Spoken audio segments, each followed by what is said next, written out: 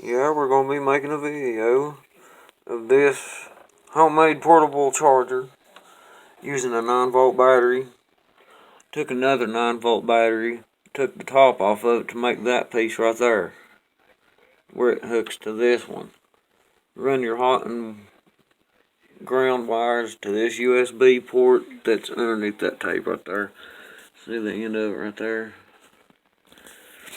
And I used an old case like this right here. You can use Altoid case, whatever. And hold this for me. We're going to take this foam right here and hook it up into it.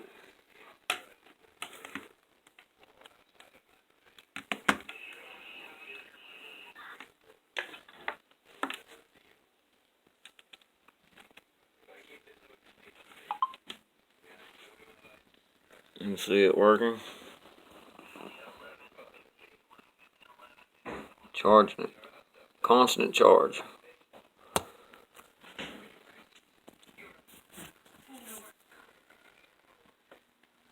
And that's what it looks like. That simple.